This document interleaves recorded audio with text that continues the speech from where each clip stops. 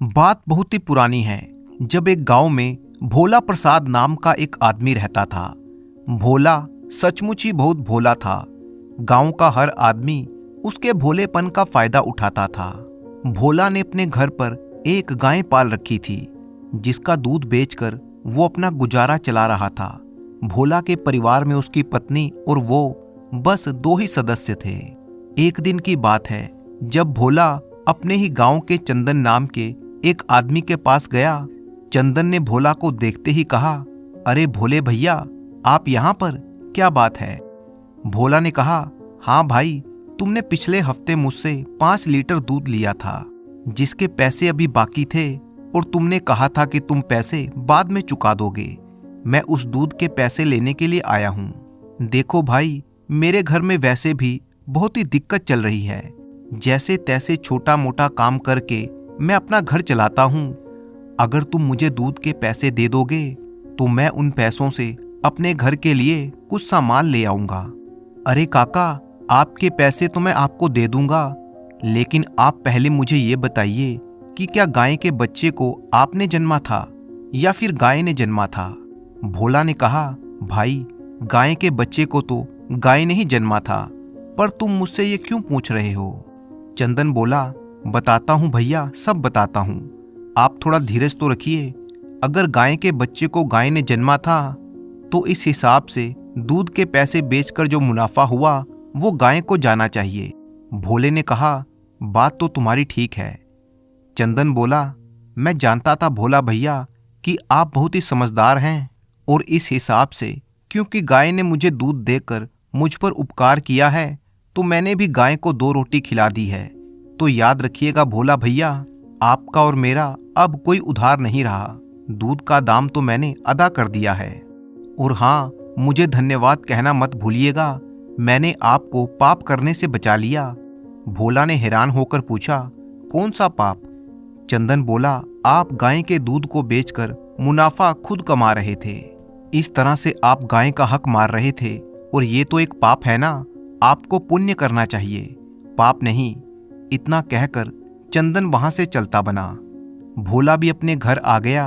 भोला के घर पर पहुंचते ही उसकी पत्नी सरोज ने कहा, लाइए पैसे दीजिए। कितने पैसे दिए? चंदन ने। भोला ने कहा, अरे भाग्यवान, पैसे का हिसाब किताब तो तुम जाने दो। तुम जानती हो, आज चंदन ने मुझे पाप करने से बचा लिया। वो एक बहुत ही नेक दिल और धार्मिक लड़का है। उससे बात करके मेरी आंखें खुल गई। सरोज बोली, ये आप कैसी बातें लेकर बैठ गए हैं? आप तो पैसे लेने गए थे ना, ये पुण्य और पाप कहाँ से आ गया? और फिर भोला ने सरोज को सारी बात विस्तार से बता दी। सरोज ने कहा, हे भगवान, इन्हें कब अकल आएगी? उस चंदन ने आपको बेवकूफ बना दिया और आपको पता भी नहीं चला। लगता है आप समय से पहले ही बूढ़े हो जाएंगे। क्या सारा जीवन इसी तरह से लोगों से बेवकूफ बनते रहिएगा? आप रहने दीजिए। कल मैं खुद जाऊंगी और उस चालाक चंदन से अपने पैसे लेकर आऊंगी। भोले की पत्नी सरोज बहुत ही होशियार और तेज तर्रार औरत थी। गांव के सभी लोग अक्सर भोला का मजाक उड़ाते, उसे बेवकूफ बनाते, लेकिन सरोज हमेशा अपने पति की रक्षा करती थी और उसका हौसला बढ़ाती थी। एक दिन की बात है, सरोज ने सोचा कि गांव वाले अक्सर इन्हें बेवकूफ बनाते रहते हैं, इनका मजाक उड़ाते हैं, इन पर हंसते हैं, और कभी कभी तो इनके भोलेपन का फायदा उठाकर हमारा नुकसान भी करते हैं। बस अब बहुत हो गया। अब मुझे कुछ ऐसा करना चाहिए जिससे मेरे पति को लोग बेवकूफ नहीं बल्कि चतुर समझें, लोग उनका मजाक उड़ाना छोड़ दें, और सभी गांव वाले उन्हें सम्मान भरी नजरों से देखें, इनका आदर करें। हे भगवान, अब आप ही मुझे कोई रास्ता दिखाइए। उसी दिन शाम के समय गांव के मुखिया ने ये घोषणा की कि राजमहल से एक सूचना आई है, जो भी आदमी राजा साहब के 3 सवालों का सही सही जवाब देगा, उसे इनाम के तौर पर 100 स्वर्ण मुद्राएं दी जाएंगी। सरोज ने सोचा, ये एक अच्छा मौका है अपने जीवन को सुधारने का। उसने अपने पति से कहा, आप राजा के सामने जाइए और उसकी हर पहेली का उत्तर देकर आइए। हमारे लिए ये एक सुनहरी अवसर है। भोला ये सुनकर कुछ परेशान हो गया और कहने लगा, भाग्यवान, ये तुम क्या कहती हो? तुम तो जानती हो कि मुझ में सामान्य बुद्धि भी नहीं है। मुझे तो चलता हुआ कोई भी आदमी बेवकूफ बना देता है। भला किसी कठिन सवाल का जवाब मैं कैसे दे सकूंगा? मैं तो कुछ भी नहीं जानता। लोग मेरा मजाक उड़ाते हैं, तो फिर राजा के सामने मैं उसके सवालों के उत्तर कैसे दूंगा? सरोज ने कहा, देखिए जी, मैं जानती हूँ कि गांव के लोग आपका मजाक उड़ाते हैं और आप पर हंसते हैं। वे सभी आपको मूर्ख समझते हैं। आपकी पत्नी होने के नाते मुझे ये सब कुछ बिल्कुल भी अच्छा नहीं लगता। इसलिए मैं आपको आपका मान सम्मान दिलवाना चाहती हूँ। आप बिल्कुल भी चिंता मत कीजिए। राजा के सारे सवालों के जवाब मैं आपको सिखा दूंगी। बस आपको वही करना है जो मैं कहती हूँ, बाकी सब कुछ ठीक हो जाएगा। अगले दिन सरोज ने अपने पति को अच्छे कपड़े पहनाए और राजा के दरबार में भेज दिया। लेकिन उसने सोचा कि अगर उसका पति उत्तर ना दे पाए तो उसकी मदद कैसे की जाएगी। इसलिए उसने एक तरकीब सोची और अपने पति को समझा बुझाकर राज दरबार में भेज दिया। जब भोला राजा के दरबार में हाजिर हुआ तो राजा ने उसे एक नज़र ऊपर से लेकर नीचे तक देखा और फिर कहा, क्या तुम मेरे सवालों के सही सही जवाब दे पाओगे? भोला अंदर से तो डरा हुआ था, लेकिन उसने अपने चेहरे पर वो डर झलकने नहीं दिया और आत्मविश्वास से बोला, जी महाराज, मैं आपके हर सवाल का जवाब देने को तैयार हूँ। राजा ने मुस्कुराते हुए कहा, मेरा पहला सवाल, ऐसा क्या है जो सुबह 4 पैरों पर, दोपहर को 2 पैरों पर और शाम को 3 पैरों पर चलता है? राजा का यह सवाल सुनते ही भोला का तो माथा चकरा गया, लेकिन उसने अपने आप को संभाला। कुछ देर तक चुप रहने के बाद उसने कहा, महाराज, ये प्रश्न बहुत ही कठिन है और इसका उत्तर मैं सोच समझकर आपको कल बता सकता हूँ। राजा ने उसे इस बात की आज्ञा दे दी। भोला घर वापिस आ गया और उसने अपनी पत्नी सरोज से पूछा, तो सरोज ने जवाब दिया, मनुष्य बचपन में 4 पैरों पर चलता है, मतलब 2 हाथ और 2 पैरों पर चलता है। जवान होने पर वो सिर्फ 2 पैरों पर आ जाता है और बुढ़ापा आने पर वो छड़ी का सहारा लेकर अपने दोनों पैरों पर चलता है, यानी बुढ़ापे में वो 3 पैरों पर चलता है। अगले दिन भोला राज दरबार में गया और उसने अपनी पत्नी सरोज का सिखाया हुआ उत्तर राजा के सामने दोहरा दिया। राजा ने उसकी अक्लमंदी की प्रशंसा की और फिर अपना अगला सवाल पूछा, ऐसा क्या है जो जितना बड़ा होता है उतना ही कम होता है? भोले ने एक बार फिर से राजा से समय मांगा और घर वापस लौट आया। उसने अपनी पत्नी सरोज को सवाल के बारे में बताया। सरोज ने कहा, इसका जवाब है उम्र, जो जैसे जैसे बढ़ती है तो जीवन का समय कम होता जाता है। यही उत्तर आप कल जाकर महाराज को बता देना। अगले दिन भोला ने वही उत्तर राजा के सामने दोहरा दिया। अब तो राजा भोला के इस जवाब को सुनकर बड़ा ही प्रभावित हुआ और फिर राजा ने अपनी तीसरी पहेली पूछी, वो कौन सी चीज है जो बिना आवाज के बोलती है? भोला एक बार फिर से अपने घर लौटा। उसने अपनी पत्नी सरोज से पूछा तो सरोज ने मुस्कुराते हुए कहा, इसका जवाब है कलम। वो बिना किसी आवाज के अपने शब्दों के माध्यम से बोलती है। अगले दिन जब भोला ने ये उत्तर राजा को दिया तो राजा भोला से बहुत ही खुश हुआ। भोला, तुमने मेरे सवालों के बिल्कुल ठीक ठीक जवाब दिए हैं। मैं तुम्हारी इस चतुराई और अक्लमंदी से बहुत ही खुश हूँ और अपने वादे के मुताबिक मैं तुम्हें इनाम दूंगा। और फिर राजा ने अपने खजांची को बुलवाया और 100 स्वर्ण मुद्राओं से भरी हुई एक थैली भोला प्रसाद को पकड़ा दी। स्वर्ण मुद्राओं से भरी हुई थैली लेकर भोला जब अपने घर पहुंचा तो उसकी पत्नी भी बहुत ही खुश हुई। अब तो पूरे गांव में यह खबर फैल गई कि भोला प्रसाद ने राजा के कठिन सवालों का जवाब देकर बहुत बड़ा इनाम जीत लिया है। सारे गांव में उसकी प्रशंसा होने लगी। हर कोई भोला की बुद्धिमानी की तारीफ करने लगा। इसी बीच कमलू नाम का एक बहुत ही चालाक चोर, जो हमेशा ज्यादा से ज्यादा धन इकट्ठा करने की चाह में रहता था, उसने एक योजना बनाई और एक साधु का वेश धारण करके वो उसी गांव में आ गया। गांव वालों ने जब देखा कि एक साधु उनके गांव में आया है तो सभी लोगों ने उसका बहुत ही आदर सत्कार किया। गांव की कुछ औरतें उस ढोंगी बाबा के पास गईं, जिसमें भोला की पत्नी सरोज भी शामिल थी। भोला की पत्नी सरोज अपनी पड़ोसन मीरा के साथ वहां पर गई थी। वहां जाकर मीरा नाम की वो औरत कहने लगी, बाबा जी, हमारी सहायता कीजिए। मेरी बेटी और दामाद हमेशा बहुत ही परेशान रहते हैं। मुझे कुछ ऐसा उपाय बताइए जिससे वो अपना जीवन खुशी खुशी बिता सकें। आए दिन उन दोनों में झगड़ा होता रहता है। दामाद जी का व्यापार भी ठप पड़ा है। अब आप ही हमारी सहायता कीजिए, कोई उपाय बताइए। ढोंगी साधु ने कहा, तुमने जो कुछ भी मुझसे कहा है वो मैंने सुन लिया। कल शाम को तुम इसी समय आ जाना। मैं तुम्हें ऐसा उपाय बताऊंगा कि तुम सारा जीवन मुझे धन्यवाद कहती रहोगी। तुम्हारी सब परेशानियां ठीक हो जाएंगी। और हाँ, आते समय कुछ दक्षिणा लेते आना। मीरा ने कहा, ठीक है बाबा जी, जैसा आपने कहा मैं कल इसी समय आ जाऊंगी। और फिर ढोंगी बाबा ने सरोज की तरफ देखते हुए कहा, अरे बहन, क्या तुम्हें कोई समस्या नहीं है? बताओ, तुम बहुत देर से चुपचाप बैठी हो। लगता है कि तुम्हारे पास बहुत ही धन है, तभी तो तुम्हें किसी तरह की कोई समस्या नहीं है। सरोज ने बाबा की आंखों में कुछ अजीब सा देखा और वो घर लौट आई। घर पहुंचकर उसने अपने पति भोला से कहा, आपको पता है कि गांव में एक साधु आया हुआ है। आज मैं उस साधु के पास गई थी। वो मुझ में कुछ ज्यादा ही दिलचस्पी ले रहा था। मुझे तो उसके इरादे कुछ ठीक नहीं लगते। हमारी पड़ोसन मीरा बहन ने उसे अपनी परेशानी बताई तो बाबा ने उसे दक्षिणा लाने को कहा है। दाल में जरूर कुछ काला है, मुझे पता करना ही होगा। भोला ने कहा, भाग्यवान, तुम हमेशा बिल्कुल ठीक सोचती हो।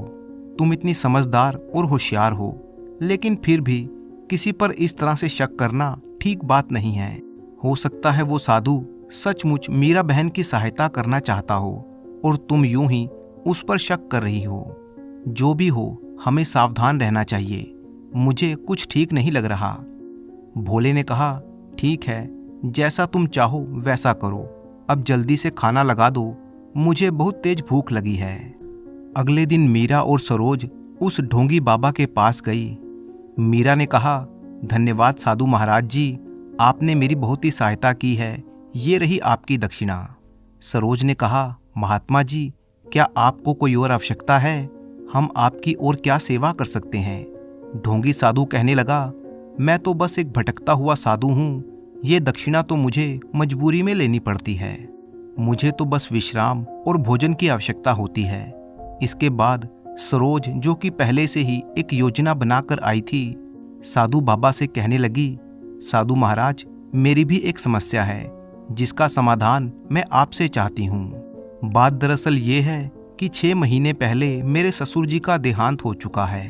वो बहुत ही कंजूस आदमी थे, लेकिन मरने से पहले उन्होंने हमें बताया था कि उनके पुरखों का खजाना, जो कि सोने के सिक्कों के रूप में है, वो खजाना एक मटके में भरकर गांव के बाहर वाले तालाब के पास जो बरगद का पेड़ है, उसकी जड़ में दबा हुआ है।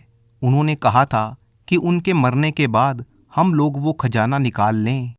मैंने ये बात किसी बाहरी आदमी को नहीं बताई थी, लेकिन साधु बाबा, समस्या ये है कि पूरा गांव जानता है उस बरगद के पेड़ पर भूत प्रेतों का साया है। मैंने और मेरे पति ने जब भी उस खजाने को निकालने के बारे में सोचा तो भूत प्रेतों का ख्याल आते ही हमारी वहां पर जाने की हिम्मत नहीं हुई। आप तो सिद्ध महात्मा हैं, आप अवश्य ही भूत प्रेतों को बस में कर लेंगे। कृपया करके आप हमारे खजाने को उस पेड़ की जड़ से निकालकर हमें दिलवा दीजिए, तो हम उस खजाने का एक हिस्सा आपको दक्षिणा के रूप में दे देंगे। सरोज की बात सुनकर वो ढोंगी साधु मन ही मन सोचने लगा, अरे वाह, सोने के सिक्कों से भरा हुआ मटका, मैं अवश्य ही उस खजाने को निकालूंगा। इनके लिए नहीं, बल्कि अपने लिए। और जहां तक भूत प्रेतों की बात है, तो ये गांव के लोग अनपढ़ गवार और भोले भाले होते हैं। जरूर किसी ने भूत की अफवाह फैलाई होगी। भला मुझसे बड़ा भूत इस दुनिया में कौन हो सकता है। मैं कल सुबह ही जाकर वो खजाना निकाल कर गांव से चंपत हो जाऊंगा। और फिर कुछ सोचकर ढोंगी साधु ने कहा, अरे बहन, तुम बिल्कुल भी चिंता मत करो। भूत प्रेतों को बस में करना मेरे लिए कोई बड़ी बात नहीं है। तुम निश्चिंत होकर अपने घर जाओ। 2 दिन के बाद वो खजाना तुम मुझसे आकर ले जाना। इस तरह से सरोज को दिलासा देकर ढोंगी साधु ने उसे घर भेज दिया। उसके जाने के बाद साधु मन ही मन सोचने लगा, ये भी कितनी बेवकूफ़ औरत है, खुद ही अपने मुंह से अपने पुरखों के खजाने के बारे में मुझे बता गई। इसे क्या पता कि मैं साधु के भेष में एक चोर हूँ। बस एक बार धन का मटका मेरे हाथ में लग जाए, फिर इस गांव से 9-11 हो जाऊंगा और कहीं दूर जाकर एक बड़ा सा घर खरीदूंगा। नौकर चाकर मेरे आसपास घूमेंगे, फिर तो सारा जीवन मेरा ऐश में ही गुजरेगा। कमलू चोर के मन में लालच की आग जल उठी थी। उसने मन ही मन में ये फैसला कर लिया कि वो बरगद के पेड़ के नीचे से सोने के सिक्कों से भरा हुआ घड़ा निकाल लेगा। दूसरी तरफ अगले दिन सुबह सरोज ने अपने पति भोला से कहा, आज हमें बहुत ही सावधानी बरतनी होगी।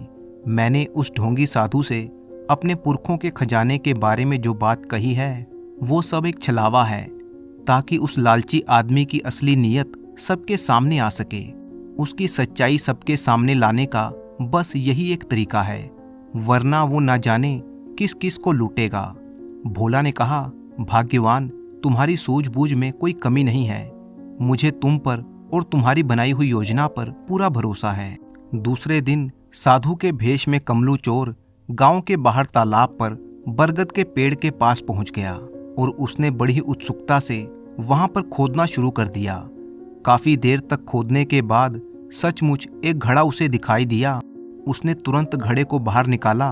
उसका चेहरा खिल गया, लेकिन जैसे ही उसने घड़े को खोला तो ये क्या, घड़े के अंदर सोने के सिक्के नहीं बल्कि एक कागज का टुकड़ा पड़ा था। कमलू ने तुरंत उस कागज को निकाला और उसको पढ़ने लगा, जिस पर लिखा था, लालच की आग में जलता हुआ आदमी हमेशा सर्वनाश की तरफ जाता है। चोरी एक बहुत बड़ा पाप है। मनुष्य को मेहनत से कमाए हुए धन से ही अपना जीवन बिताना चाहिए। खुद की मेहनत की सूखी रोटी भी शाही खाने से कम नहीं होती। कागज पर लिखी हुई उन बातों को पढ़कर कमलू सोच में पड़ गया। अभी वो इस सदमे से बाहर नहीं आया था कि उसी समय सरोज गांव के सरपंच और कुछ लोगों को लेकर वहां पर पहुंच गई। असल में सरोज के कहने पर ही गांव के कुछ चौकीदार पहले से ही कमलू पर नजर रखे हुए थे। जब कमलू चोर ने खुदाई शुरू की थी तभी वहां पर गांव के चौकीदार, सरपंच और गांव के कुछ लोग पहुंच चुके थे। उन्होंने कमलू को रंगे हाथों पकड़ लिया। गांव के मुखिया ने डांटते हुए कहा, कमलू, तुम्हें लालच ने अंधा कर दिया है। तुम्हें समझना होगा कि धोखा और लालच कभी किसी को सफलता नहीं दिलाते।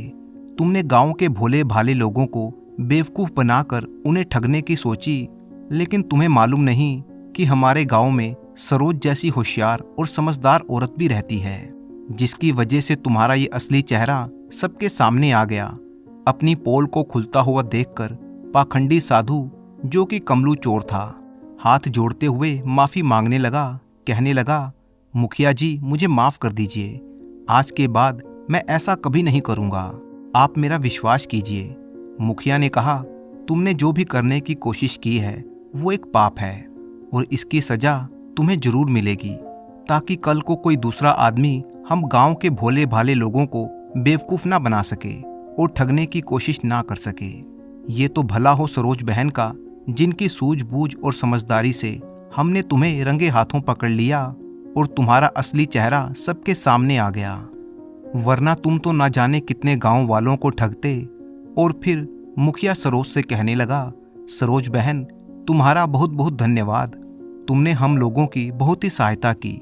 भोला भी अपनी पत्नी सरोज से बहुत ही खुश था और कहने लगा, भाग्यवान, आज फिर से तुम्हारी चतुराई ने हम सबको मुसीबत से बचा लिया और गांव में चारों तरफ हमारी वाह वाह हो रही है। और अब तो गांव वाले मुझे बहुत ही इज्जत देने लगे हैं। अब कोई भी मुझे बेवकूफ़ बनाने की कोशिश नहीं करता और ये सब कुछ तुम्हारे कारण हुआ है। लोग सच कहते हैं, एक समझदार पत्नी जीवन को स्वर्ग बना देती है। सरोज ने मुस्कुराते हुए कहा, अरे बस भी करिए मेरी तारीफ करना। मैं बस अपने पत्नी होने का फर्ज निभा रही थी। आप हमेशा याद रखना कि हर कठिनाई का सामना सूझबूझ और सहयोग से ही किया जा सकता है।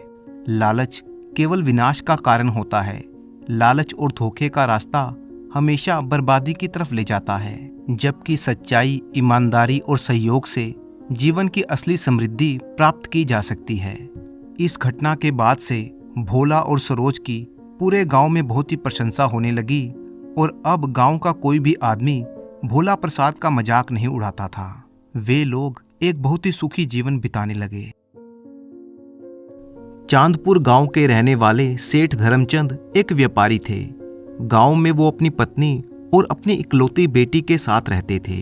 धर्मचंद का व्यापार अच्छा चल रहा था। उन्हें बस एक ही बात की चिंता थी और वो थी अपनी बेटी की शादी की। शादी के मामले में खर्चा भी बहुत होगा, इसलिए धर्मचंद खूब मेहनत करते थे।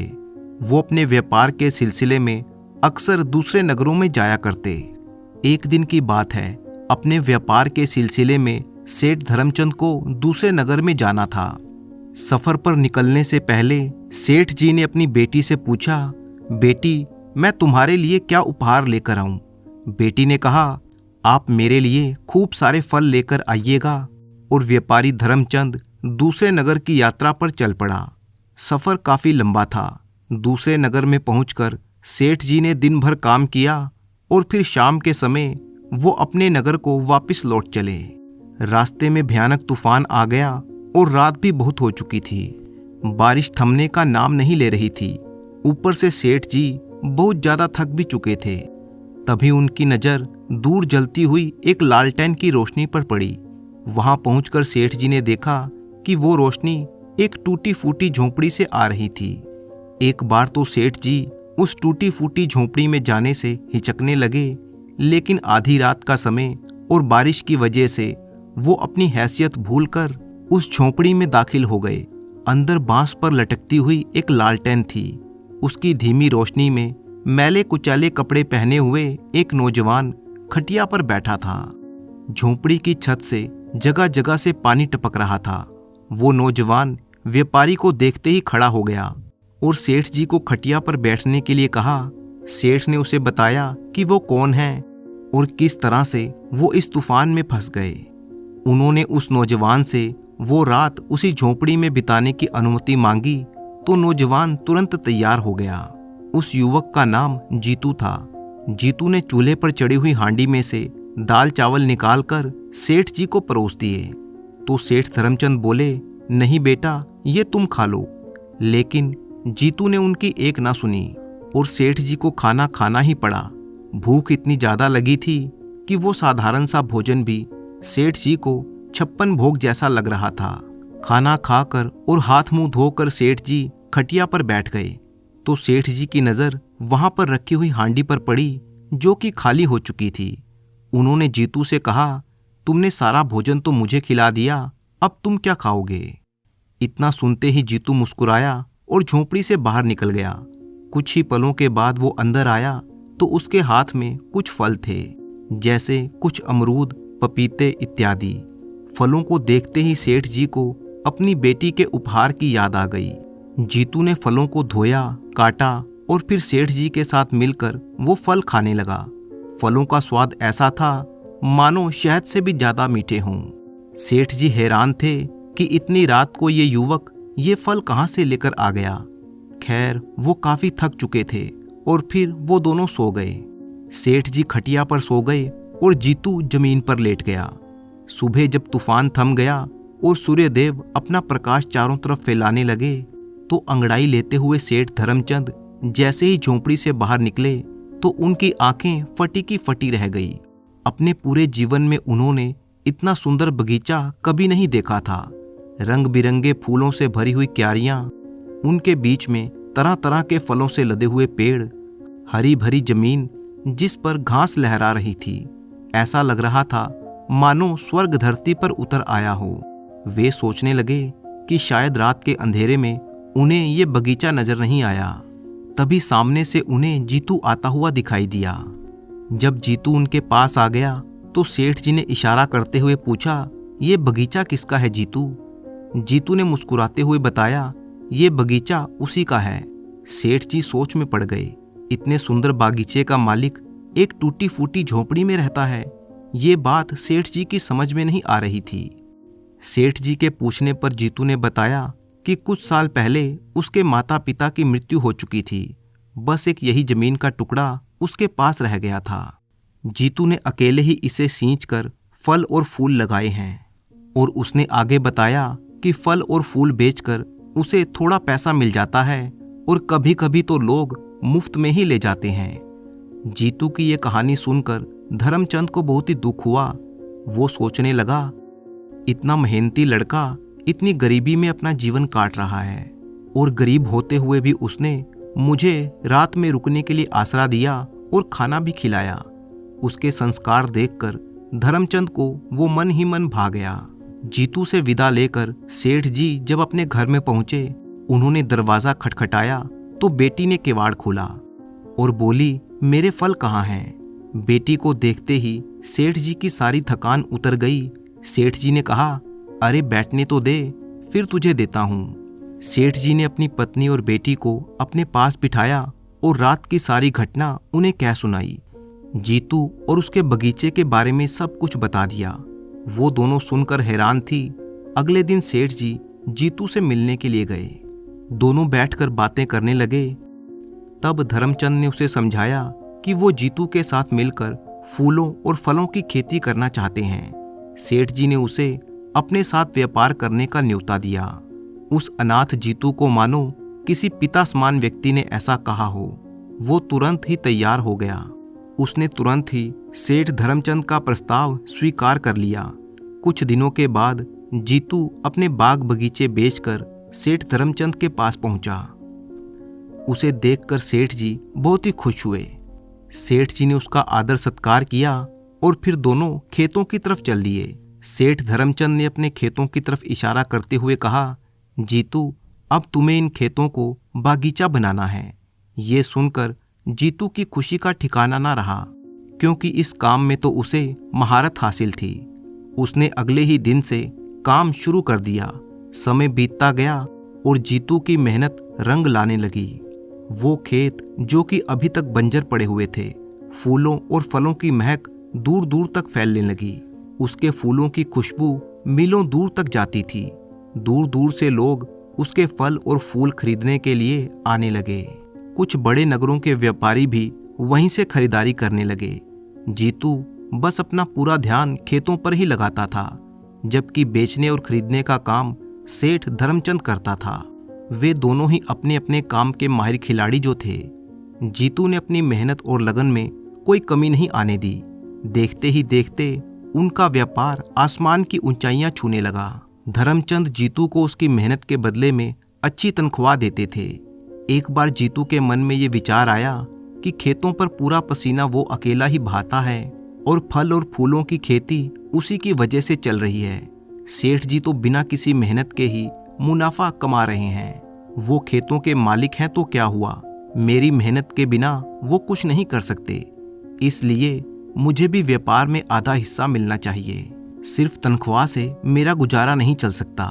ये बात जीतू ने सेठ धर्मचंद को बता दी। सेठ धर्मचंद को जीतू से ऐसी उम्मीद नहीं थी। उन्होंने जीतू से कहा कि ये सच है कि ये सब तुम्हारी मेहनत का नतीजा है, लेकिन व्यापार की शर्तें तो हमने पहले से ही तय कर ली थी और उसमें तुम्हें मुनाफे में से हिस्सा देना तय नहीं हुआ था। सेठ जी ने कहा, मुझे ये तुम्हारी शर्त मंजूर नहीं है।